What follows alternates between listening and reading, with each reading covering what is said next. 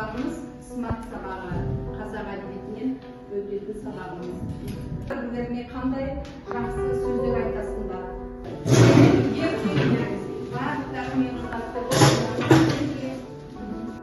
қайырлы күн көздерім, ояндыңдар ма? Дұрыс, жарайсыңдар. Қайырлы күн құлақтарым, ояндыңдар ма? Қайырлы күн қолдарым, ояндыңдар ма? Қайырлы күн аяқтарым, ояндыңдар ма? Біз біргеміз. Кесімдермен топқа бөлінді. Барлығымызда 3 топқа бөлінеміз қазір біз 3 топқа. Сондықтан мына жерде сурет кескінділерін аламыз да, өзіміз топты құрастырамыз. Әжесі, құрмаш, көксерек болып.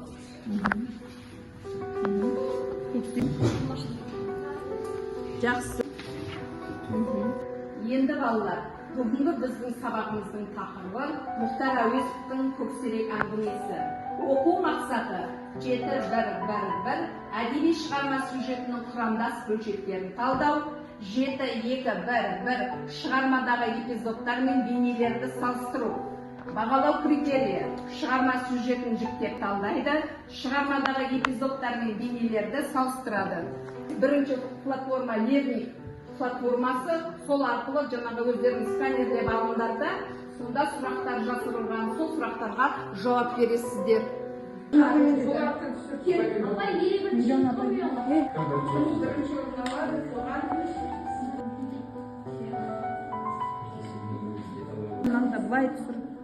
Барлықтарына топтық жұмыс, бірінші, екінші, үшінші топ деп бөліндік қой. Көксерек, құрмаш, әжесі деп.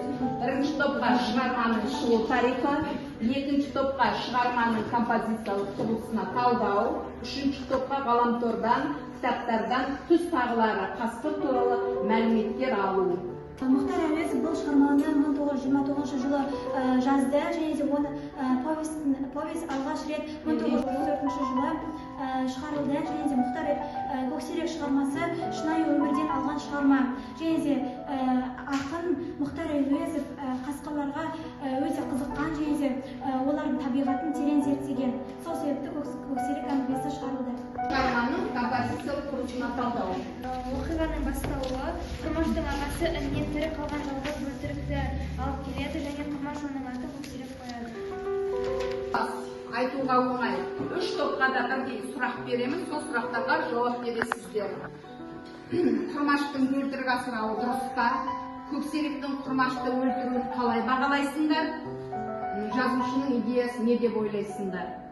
Құрмаштың бөлтірік асырауы дұрыс па? Менің ойымша, Құрмаштың бөлтірік асырауы дұрыс емес, себебі қасқырлар үй жағдайында асырауға бейімделмеген. Дұрыс емес, себебі қасқыр жабайы адамдарға үйрену өте қиын. Ерте ме кеш пе ол өз табиғатына тартады.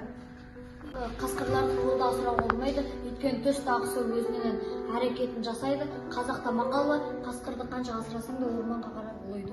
Өте тамаша. Көксеректің Құрмашты өлтіруі қалай бағалайсыңдар? Бұл жерде екі жақтан да қателік кетіп тұр. Көксерек оны Құрмаш көксеректі асырап алғаны үшін ол Құрмаш өлімге алып келді. Ал көксерек өзінің табиғаты орманға болғандықтан ол да көксеректі қанша жерде мейіріммен асыраса да өзінің асырап жүрген адамын өлтіруге тура келді.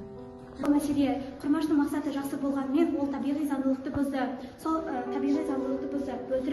Бөлтірік түс тағысы, сондықтан оны асырау қауіпті мәселе екенін ескеру керек еді. Көксеректің Құрмаштың өлтіруі табиғат пен өкілдерінің қақтығысына тірелетін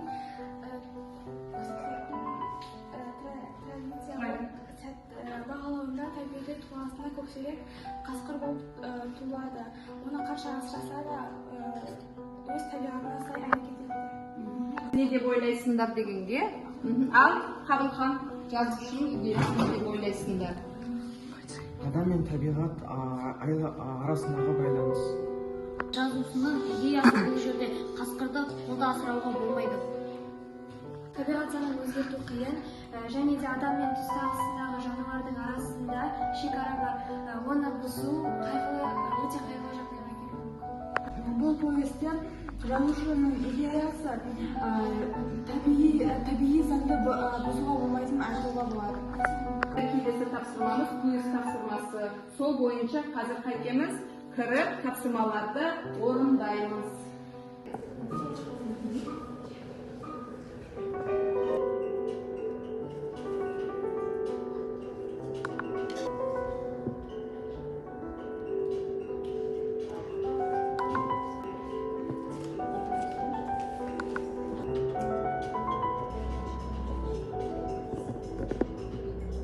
орында Ару, тамаша, жарайсың. Екінші орында Айша, үшінші орында Іңкәр.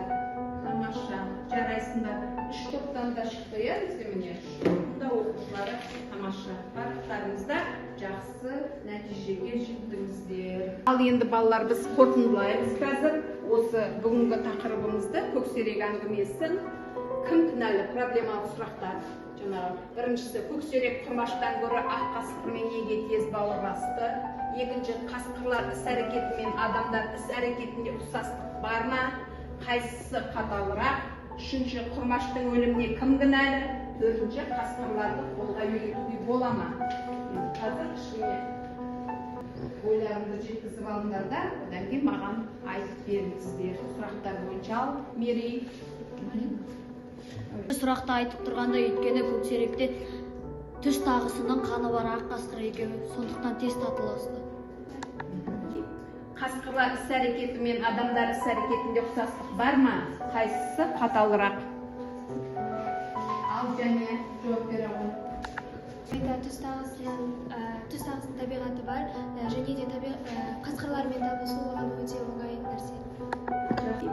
Қасқырлар іс-әрекеті мен адамдар іс-әрекетінде ұқсастық бар ма? Қайсысы қаталырақ? Ал және жауап бере ғой. Қасқырлар да адамдар да тіршілік үшін күреседі. Қасқырлар бізде жыртқыш болып келеді, олар аяушылық қылмайды және олар өте қатал тәрбиемен өседі. Адамдар қасқырларға қарағанда айырмашылығы бар. Себебі олар кейде ғана өздерінің қатал істерін көрсетеді.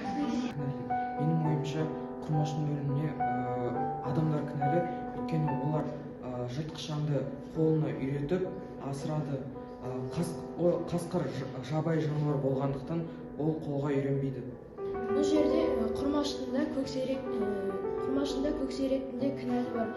Бірақ көксеректі біз кінәлі деп айта алмаймыз, өйткені ол жабайы инстинкттері оянды. Ал құрмаш көксеректі қолға үйреткісі келді. Меніңше адамдар кінәлі, себебі олар көксеректі еркінен айырды. Сұрақта қасқырларды қолға үйретуге бола ма? Жоқ, менің ойымша болмайды. Қасқырларды қанша асырасаң да өз мінезін көрсетеді. Ойымша үйретуге болмайды, өйткені олар соңында бәрібір де қасқырлығын істейді, қамқорлық көрсетсеңіз. Тамаша. Қасқырларды толықтай қолға үйрету мүмкін емес.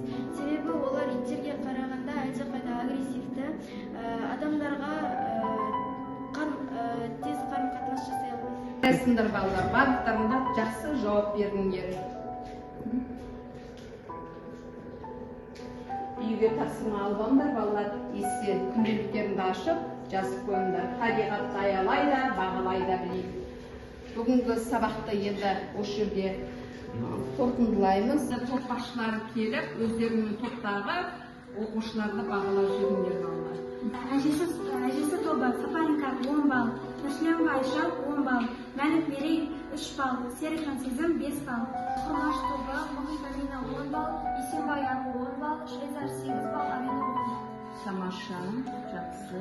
Көксерек тобы Мадина 7 балл, Зейнеп 8 балл, Абылхам 9 балл, Жания 10 балл, Ахмет 8 балл. Өте тамаша, керемет. Барлықтарына бүгінгі рахмет айтамын. Керемет сабаққа дайындалып. Бүгінгі сабаққа өте жақсы қатынастыңдар. Барлықтарында жарайсыңдар. Алды балалар, сабақ қалай болды? Сіздерге ұнады ма? Барлықтарыңызда енді өздеріңізді көңіл күйлеріңізді білдіресіздер. Біртіндеп келіп, иә. Шыға беріңіз. Шыға беріңіз.